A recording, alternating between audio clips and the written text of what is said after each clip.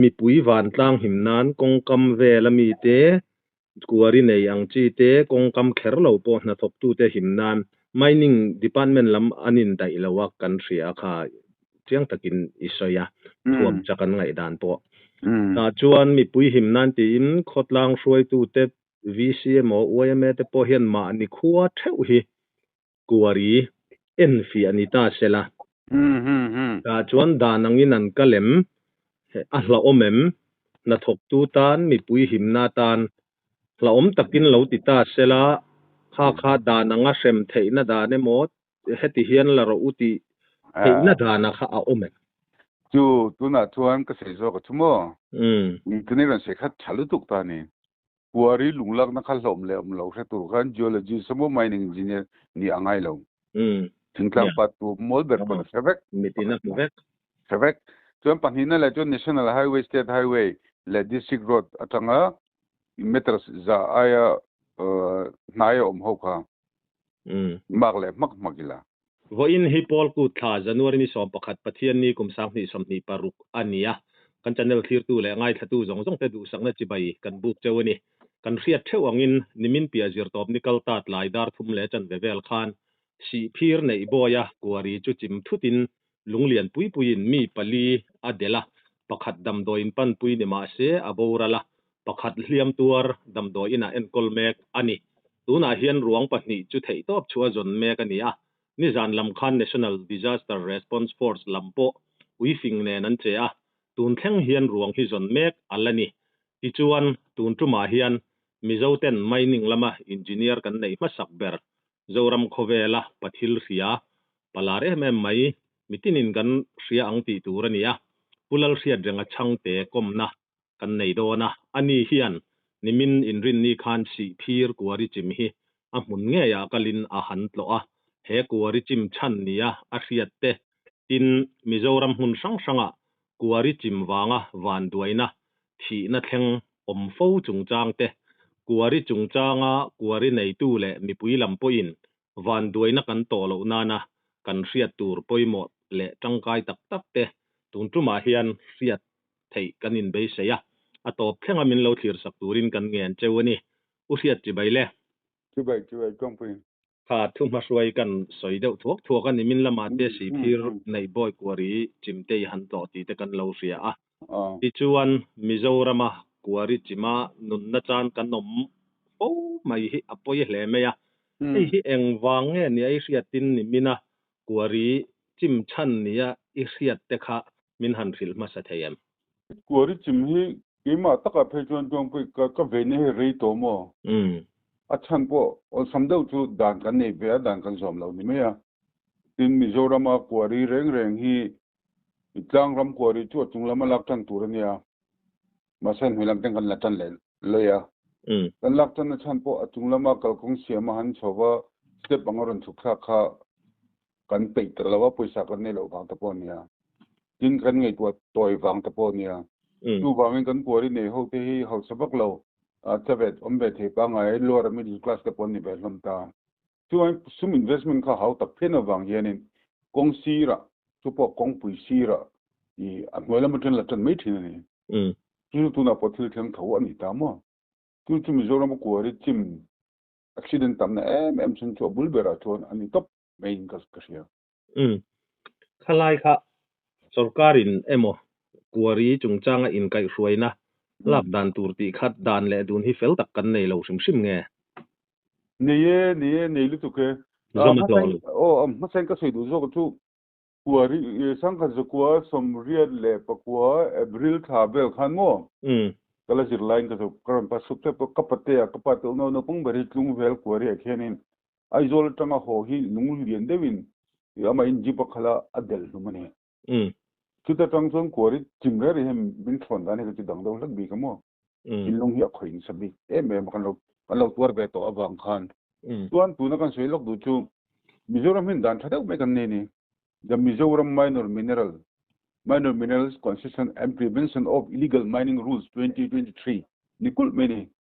Mizoram Minor Mineral anti chu balu le lung ti vel hemi major mineral anti ni lo khang ho concession impact chu dan le illegal mining dan lawa lak chua control dan rules 2023 kan ni tani hemi dana ije dan kan silok changamo hela hin kan shithim don tani ni pati chu kan discuss nga in atete ahuai ahawa kamo inge nia engtinge inge chanti kha rules somthum pati na mangin form m man siamani chimi bu achon chu form of obligation for mining permit anitani panshat tu Mizoram ma hian hemi concession rules manga an kalphunga chuan quarry balun mine mineral kan ti ho chire relak thodan kha chini oma pakhatu mining permit ania pakhatu mining lease jok chu array hemi quarry ejong ho tena ejonna an man tuan ni wang kumnga chung dai mining lease an siam thin tani tu an ti vetan to an de ponum nol to a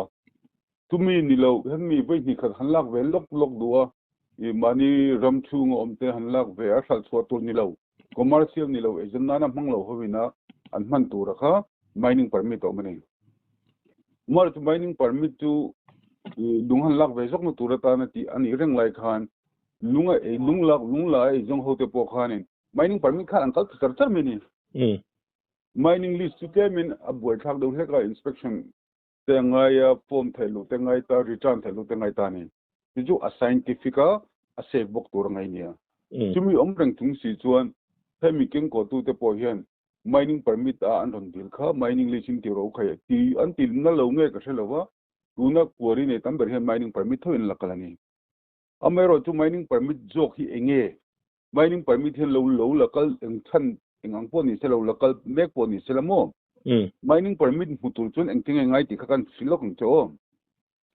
mining permit la tur chuan engtan cubic meter za ilak du chuan cubic meter za royalty kha ipek lo ngai chuan ram nei tu ini lo chuan ram nei tu hena tangin NOC ilak ngai chuan tumin huwa chuan I khami I mining quarry nei a bomhal chungchang te lunglak chungchang ti bel kha local council district council amo village council district council tu autonomous district council ani amo theng ho gu tang hian NOC lak ngai bok chuan tuna hian tuna ta na poi mobi kan soi chu hilai nei boy quarry khi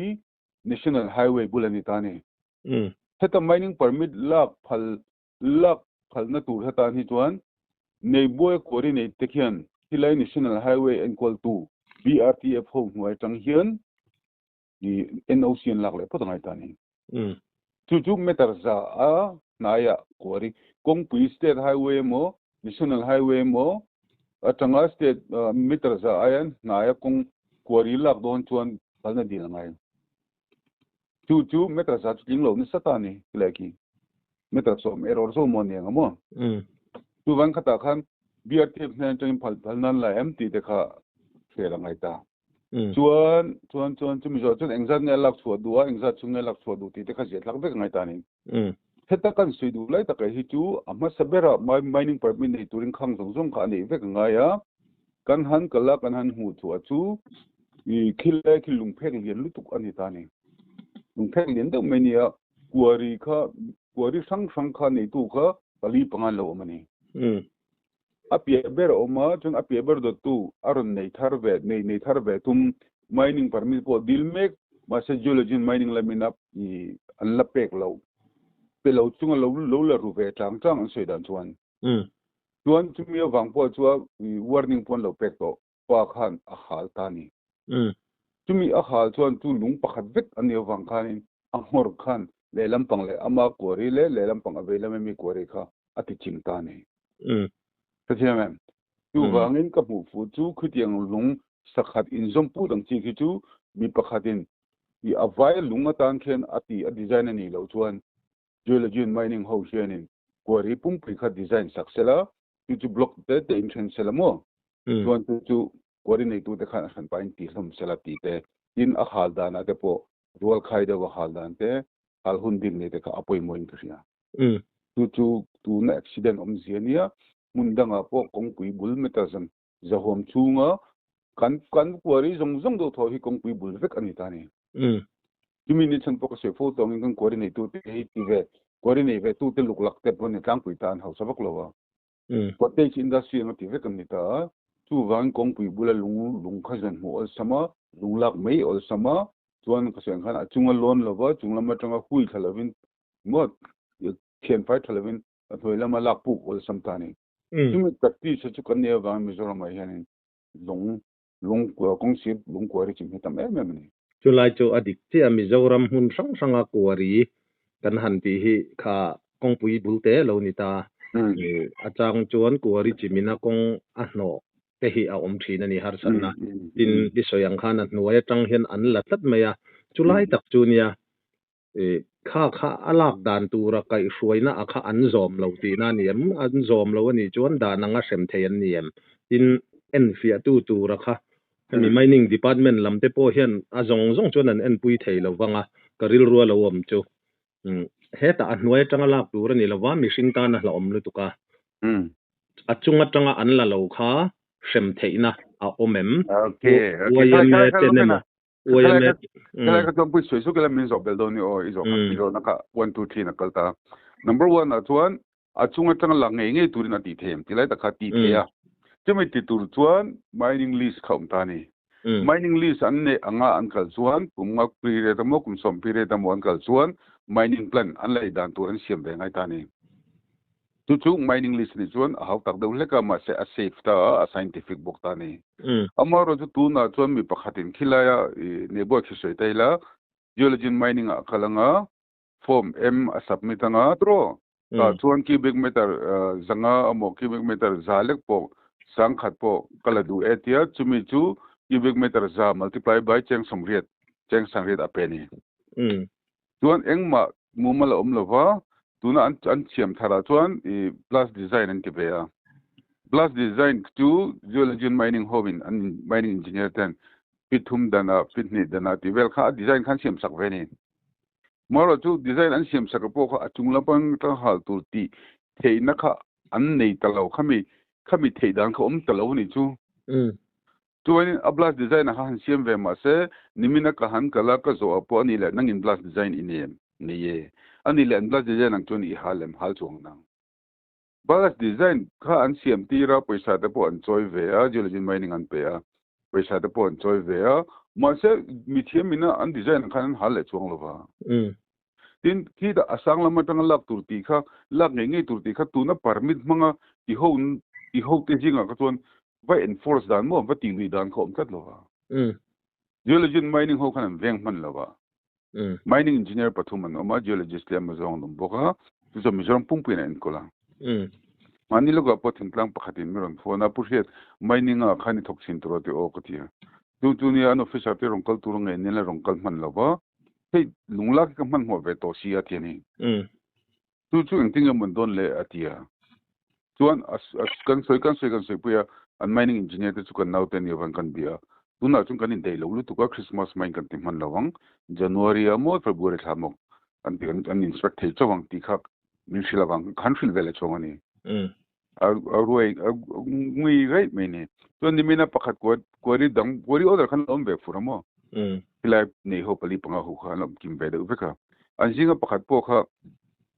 อันนึงเราชนะนี่แหละ blast design หาตุรขันเราperfect ตัวนี้หาตุรเราโซลัมปังสีลัมปังว่าดิ่งลัมปังสีลัมปังไม่ขันหาตุรินperfect ตัวนี้แหละแต่ blast design เอาไหม blast design เนี่ยอันนี้ที่มันก็ที่ blast design พวกนี้ใช่แล้วก็เขาที่น่ะอีกันมันเราอันที่ใช่แล้วจู่ว่าเงี้ยมันเราเนี่ยก็ที่จงจริงๆก็ตุ้มเบติไม่นี่ดูวัน geology mining ขัน solve นี่แล้วอันเดียวเราเนี่ยสลับสักลุตุก็ดูว่าเงี้ยขลายที่เวลตัวอี mobile เดี๋ยวว่าจะตัวที่อยากทำขันdistrict antenna line ลุงเล่กอลชีพไอโซลที่เวลมาจำพายที่เวลตัวส่วน district mining officeก็ไม่ตัดเสียละตัวไหน mining engineer นั่นมุโลนั่นละมุโลนั่นละลุดโล mining engineer BTech mining ก็พอส่งปังอาเวลันก็นุ่มเวตัวนี้มิโซรัมมิโซ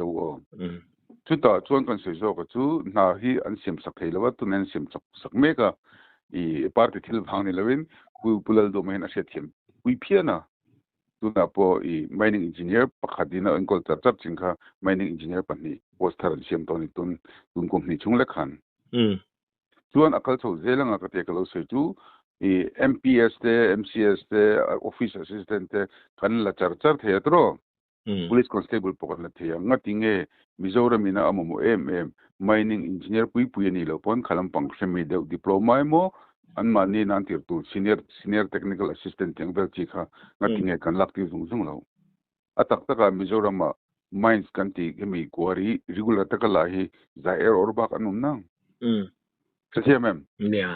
tu wangin kan du takta kan ngai poi mo ni tuan kan sarkar hian a regulate thea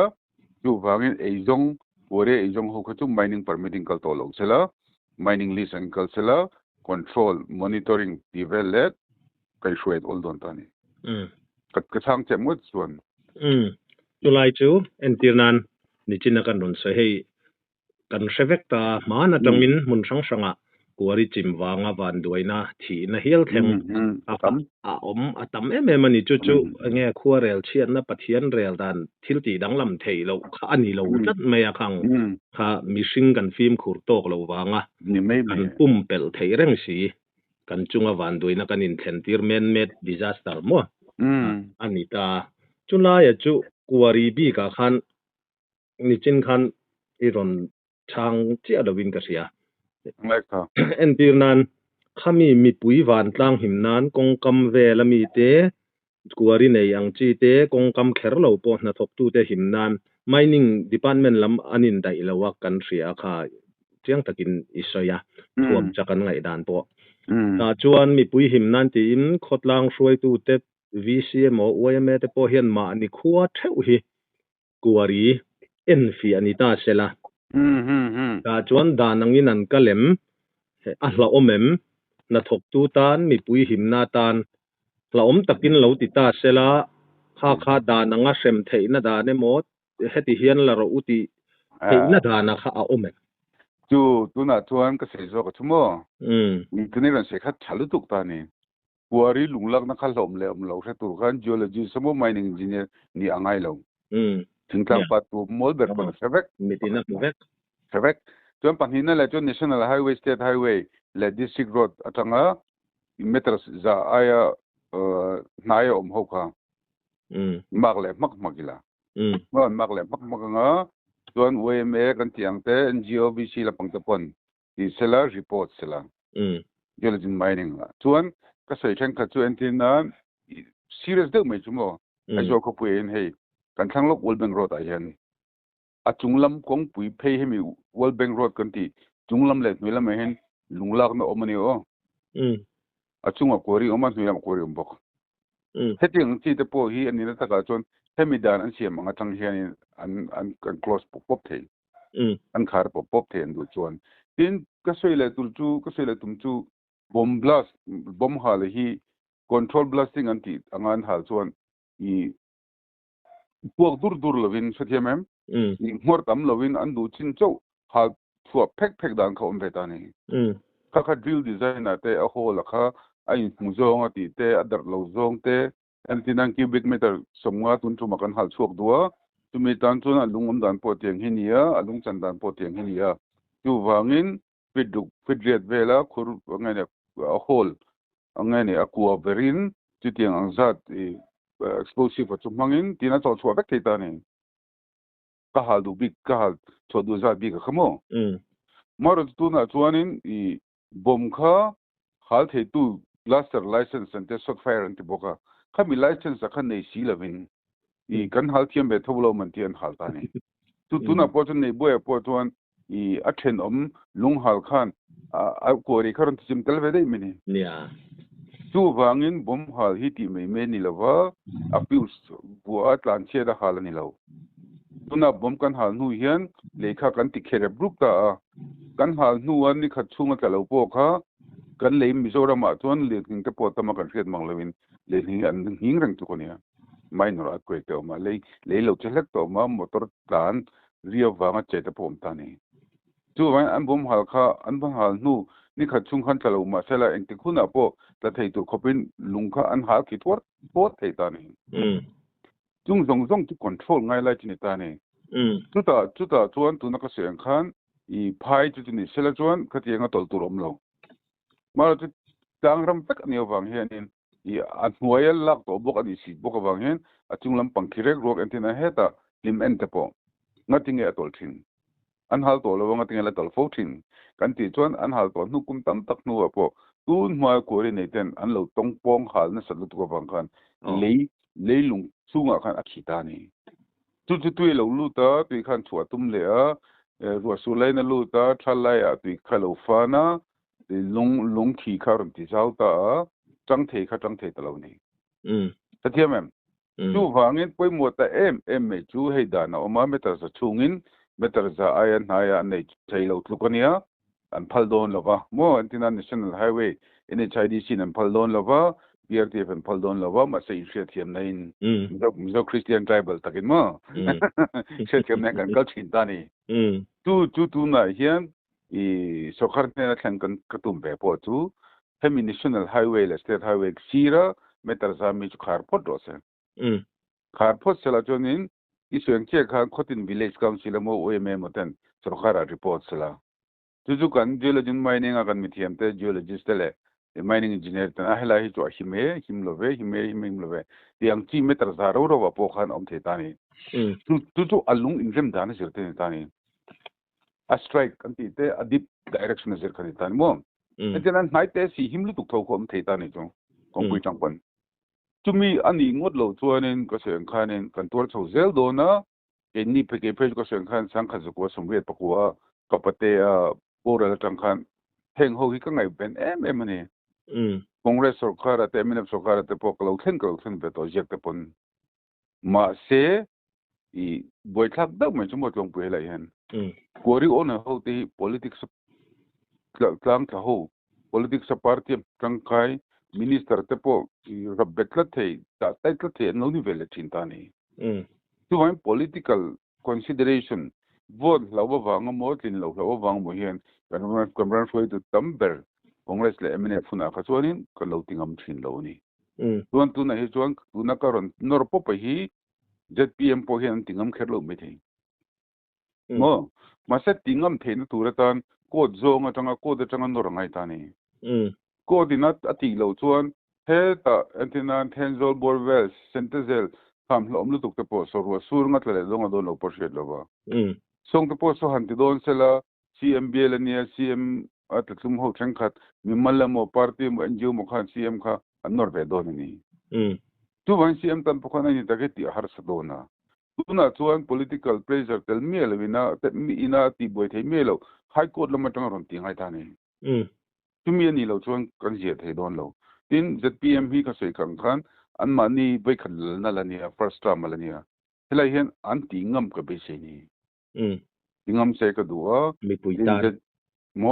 มีปุยหิมนานกัลพุงทารเนียZPM เรื่องนั้นไงตัวเราว่ารำเล่นน้ำตาลชัดโดนชวน ZPM เห็นกัลพุงทารนหัวชวนรำเล่นน้ำตาลชัดโดนชวนรีสังเตียงตัวน่ะอินไปเดียวจักชินไม่ละนักกินลง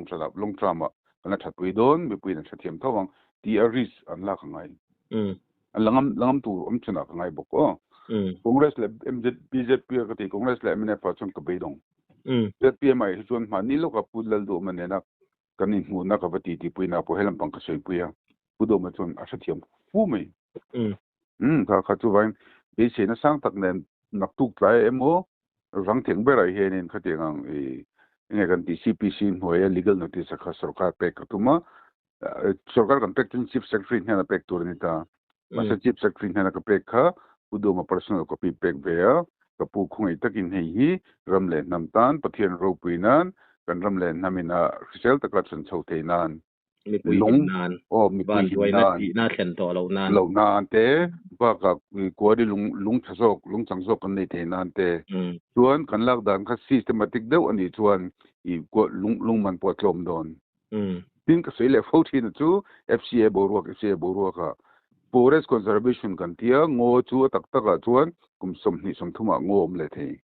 มาเซมมิโซรามันลุงโนเบรกันไงพอฮีเชื่อมเลยตุรินกุมตัดด้วยช่วงไงทุกวัน conservation ข้างส่งไงตัวขันเขาเวลอะไรชุ่มชวนอีบาลูเลยลุง quarry lung kan mo don ti puren nei lo megalator tan la ludvel mo bangladesh nei lo bok lung tu wangin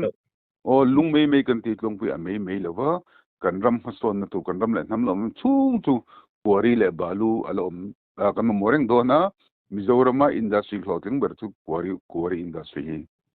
alung po Mizoram lung mo ani tu te po Mizoram milesa among tu te po Mizoram milesa nia Bairam I hisapa I kan industry hen torna nei lo tu wangin close circuit industry kan nei chun Mizoram industry clothing ber ri anga lang chu quarry ni tani maro chu tu wal thatu tamber ani ve thung tani Hetio mem nia khalai kha usiat chu sarkara intendo na nia du ang khan lo kal thei lo ta sela chu ahma pon kan soi to kha politics enroll ngemo akhathil harsatna nei ve thei tho an ni ti khai soi to tu lo lo chamta se kota khan kalzel kha itum je chu CPC noya sarkara legal notice kan tek to chon mo ni som thuma ni som kwa 3 months ang hap the 3 months sungen chang to nia 3 months thunga kan be senga anti lawa mo min chang lawa ni chon khai ko kan ka pop te to ta ni chu wan tha thum zo nu kan kalang ti na ni lawin inge kan sarkar chon ma anlak anla min pm sim thadan tum ti kan en ve do na ni kan sarkar khan MNF te congress te angboka engma ni lawang tan rak ve me ni puse to wi ti lekamo mo tuan ni mal khati sim thatum jong ma anlak lo chuan ke chuan ka se ngin tum dan chuan thathuman zawanga boro ka han enanga chuta ko da kal lo thei kan ni lave kan te awang chu high court ikal khan mo high court sarkar kan thin reng hian high court hin ani le sarkar ikhan to legal notice ipetem anti thin tani tu lo pek lo ve ka du ni chu wang kan lo pelo khanga ni thathumara nu ani som kwale pakhatna high court kan kal du ni pon akal thei don ta angoru kan sarkar hin ti atum me bo se nan huna du do na chu wangin tin kan ngai to na another 3 months velan la mo do ni kan ti chun kan khap thevek mi go chu thale thain dor tam ko ni ta kha sarkar ka ba challenge ka ban nek tum na ni lo ani na tak zo ga chu ZPM sarkar hi chu ka se fu thin to an minister te ei lo kan la adik lo kang pui thil tha se puin ani mo ani tak mo anti thei kang pui kalom du tu wangin kan chief minister in asha thiama helai harsat na hi systematic mining kan mo sustainable mining kan moti po asha thiam bevek mania ka se pui pon asha bek chumi ni si chuan political lampang atanga in dona omlo nan sathiamem high court atangin legal takin dan mangin ti angai tani tu ZPM tele party dang opposition te pon ZPM and demo mon fakta in the big lo na tur ni tani margin som thum ni som kwa legal notice period contact chung khan kan sur khan yes siam chang o tiam malak na ni nge ni lo kan en ve do ni chumi no tu dan na zira chumi no tu dan ni som mo ala oni som ko ala min chan lo phe chon ai ko ta atu ka tang kan kal thereng to don tin khalai kha to lo ni ta uset top lam nai don ni la khalai a khan ni e control blasting han ti te po hi thingtang po khopuya po anti vek hlei thei lo tu na chon in thriat thiam nain kan lakal mop lo thei lo ani ti rual chon hei thi na an thleng chho mol la hei hian mi pui min ti har tu ra ngai ta ila ti chon mi pui kan hima khatiang van doina a thlen to lo na tu ra khan enge chu khalaya metar zachin han khar phot ri pi alama khan lo thei lowin soile soinu ei zom na na mangte an lo ni ta tam tak kha tula ya chu hon le hun te po ala om thawanga enge poimo khatia dan ang taka mining lama kha anin dai thut thei bok si lawa engtin nge kal pui shel dan tur la ya kha enge mi puita na a him thei dan tur kha entirnam achung lama tangin lange nge ro se chuan kha khotang poina tul ni chuan mining laman line dai si lawa en pui ni se VC te poin mi pui him nan karin ti ve la kha khalai kha enge a kharingot a kha chu le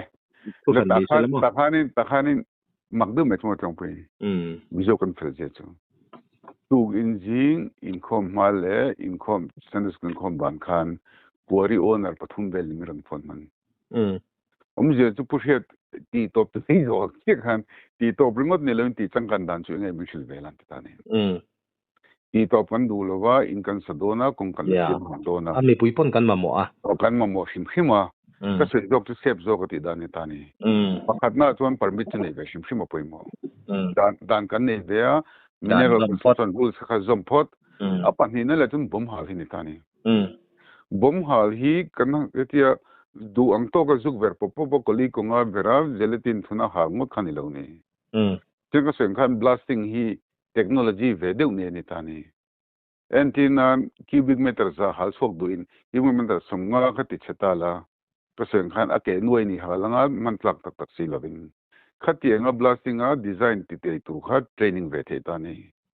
tuna blaster license ni kan ti software kan ti khamo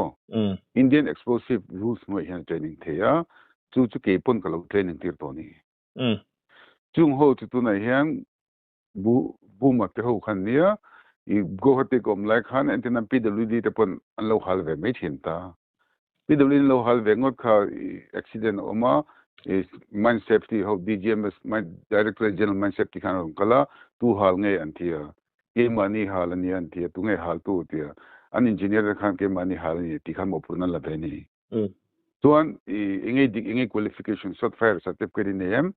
blaster certificate name de nei lo BE civil kanian ti no isakam ne hoga kuch nahi hoga ti tameni khami ne kan mil don lo tu ban ka soi tu he certificate hi ki pun kani sak nol to PWD Hopo Hub, go hati kom lainia, explosive Hope Hub, same building om kani bangin. Kalau sepuya ni tak tu thalum sar idea tu thakop mai or something ben kan lo ti tiranga amar tu ate sakhan patlang bengai dona. Mo kum ni vel amo kum khatvel motal explosive license for own use nei. Company noe an tho be pho ngaya tuma exam tuma no exam an te ngai ta tumi tu blaster license kon longoi shot po sakteng tani. Tuan kum khat bayram juk thok kha boi thak ta ni tuan company theng kha thok ka han berema kan exam menga coaching ang da kon training venga ring mo chen actually nan hal lai po mustela kum khat thok lo ma sala kum khat angin employment certificate in sim sakanga chuta DGMS an exam nga DGMS in sim sak don ta ni tuan khami te kha ta mangai lo ko se kha mizoram ko ri kha aza asang om lo da air or to ko ring mizoram pum pu hen active deba kori la tu khang ho hal tur le he ta asanga han lona il han drila han bera e bom han vo khom bel tur te an hal plak du zat hal the tur nga design tu ang chi a khale hal tu tur kha train the chu kan ni me don lam tin khang ho ko the no me don lam phetiam em chuan diligent mining atang te pan om selani la pon central way meng kan ti don nge ka shelawa khang ho kha anina taka pejon le khajir san ngai lo polret pasana adil thei kha khati sela tlangwa sek tak fel tak fit tak he ta tlang chi pan lon he tu kha nei tebulom khotina tu training vela training khangai to sak pai la khethiam pun han khulama bairama lums nungai mo khulai go hati bor vela mo mekeleting khata anan hal ve anga an confita mo te khani an tentes ve nga blaster license kan pass anga tro hello patanga tuan aning lo mi don lom khethiam in tu ai pui mo le pakhat tu long tram ma chuan to bok sei du chu du namuna lunglak phal lovila lungkha kwore ta atlak ngatlak lo ti kha diligent mining on en phosela ani lo chuan district na mun tam theng bera notified kwori area hi nei la khethiam du notified antinan thenzol vela khan center zelvela mo ka shela so lai thenzol pe lampang bantong nei lampang atu pokhan lung om tha khlai khan heti chin hi kwore nei theini ti sela tu mi marampo ni sela kan she tu vc pass nei me te periodical prata lc nei mi khan korin nei nakha aking tel lo kwari tu nei le tur chuan irama khan vc pass pokhan ni sela ilango theilo phalnei di le thongai mining amo tu wangin सरकाrin lunglak na tur area khasiam sela chu ba ka chu lunglak phal lo sela tu an lunga ejong du ho kha chu khata khan pakal to mai sela ส่วนอันรำดูซะตะครับบล็อกเขาเสียมล็อกเสละครับมันอ่ะพออินสิไลคันกัลเวมเขารังสัวคันรังสัวกันกัลกันสินโหตุงปอคันlimestone mines kan ti ho komo khle kan block an siam so ka asam so karin tu company sanin anwa lease mailom an bala mailom avalung len thak ve umrang so te silonga uranium mun amin ko ve dirwa lang ve ter ponji tro tu ne tu nang pe tu November turin ta ka se tum jok lai ta tu so karin ti tak nu bangai tu chuan blaster license nei ho ka train blaster ka me ve thil tu patnina du huna ko ri khalak lo tu kan thenam tram apon la kan then kan la be dot ati mani nimin pe po chon ka han kalamo nimin jok mo han ka han kala ta tun pakhadi miram beru be sa sa ni ka pu helai hi karam be ni la be tha lung ni sakte de moro ko pu acha I shiat namo I thenam te bon la tingot su ore izoni du mi kete du be te ore izoni du chon him dewa lung thanna de geology mining a kan geologist na song phok do na long kan raman tu an tum phok be do na long tro tu na po he ta lungdar we sa tanga ku da puk jinglam pang hoi zongin sedimentary rock ni lo metamorphic rock pon igneous rock basaltic intrusion and the malaya lake khovel siam tera tanga lake chungril tanga lung bor chu na hun om thanul lo tu ma ta chon lung thazok changkhang jok klom jok in nei la ka theni chu tu wang sarkar he ni notified mining area hey tuna po voktal na hun ngere kan ti ha voktal na hun rantal na hun sim mo rantal na hun ngere an siama tal lo chu mani than oma ko sira lo tal mo te to lo ta ni tiang che khan tiang che chon silai po am sa ekta po silai nei turin gun license nei phodangai silai mulai turin gun license nei ngai le tro I chen pa silai kha ya cho sak ve ngo thelo I chen pa lo chun aka thiang talo ni chideng che chon arms license constrict ang che hian explosive license po constrict he ta ne chu wang ti du election akoruya chu pathian ramati a kan ti chuan CM ta mu pai na mo ko thei che lo ne pon visa copy khami CPC legal notice copy kha chu ka prim nga se pai ka du mo mala tu request ngoi ka du a avance ko se photo ngin share changte kha a har sakli ni lawa mining engineer kan ni na angte lampang mines ND2 ate control of mines lam ate local be shepo bang hian pathian ina malmi somna knowledge le experience min pek na line ka shet be na confideo ka shet be ni karam le nam tan jom sokar le bi pitan enga nge kan man lo bi kan ka tini chu chen khan ma lo to se lo in sanction pon ka ti pe in mining engineer colonia abingin advocate colony boka chu bangin high court atul chuan high court porvela kha chonin in siam khatir tum dan kha ngai po ngai ka ti sim to ni khalai in soila ya kha long term thil de kha ni lomin ka ria mo le tu na mi puin kan ma mozel boxeng to ni sela ituma kha chu achiang viawa chula ya chuan kan soi ram du achu keima atang po atop na han ni ta sela mi pui kan hima hetiang wan duina thi na a thlen to lo nan te lo the lo wan duina kan han ti ni china kan soi to engemo big riau chu ama ro chu mi puin kan zom ram tur kan han ngai thak atang khan pusia ta soi atang khan kuri nei tu te an film kurangai lo the lo win an la ti zel lo thei si lo wa chu wangin na chunga tanga mi pui enge ni an ti ram in seng de umei ro se han lon ram se la khatia ti kha ta mol du chu lai chu kan kalpui lo thei don si lo mo ma han la vio ma wala kan ta soi lo kan mo puari owners ho te hian si an pe ni puari lungman tinam balu cubic meter sumriat lung sumsari te wel ni ta internan sorkara chi an pe an chi ta khan du la khita puari kha khom de min du le nei sela achi palon na tu kong te chu sorkaran buat pui beng chu ses te po an pe be lom tro tuna Phechon district mineral fund te po an khon lom mimal anga ti kha hau takani pon sorkari ngai to sela tuna po hian saski kan ti sum tam tak ho ga himo hi an sei dan chon mining mineral road siam nan te pon mang man thelo mang be sela tro tu wangin ka se zo ka chu sumdong tu te sumdon na ne ringot lo balu le palu le lung ti vel te lo kan nong thei lo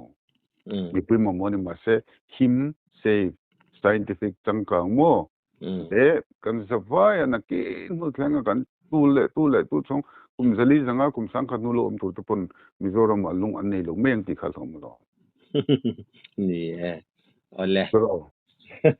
eng pon ni sela kha beng war thakang ngai thatu te ponin lok pui kan bei seya kan tumbera chu Mizoram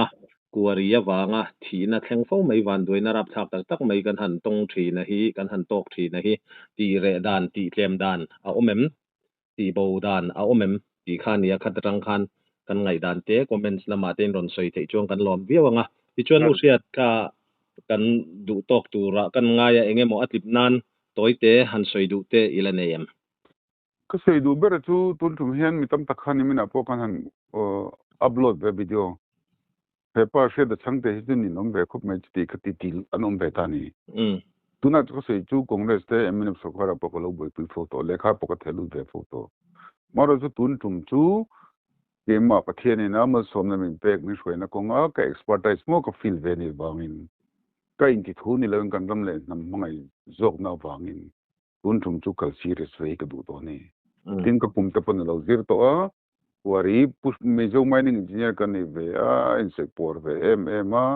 engma Mizoram tan mining method mining technology improvement omlo anti lo nante Mizoram geology mining hote geologist la mining officer hoka lemin and diktu mo minti to lo nan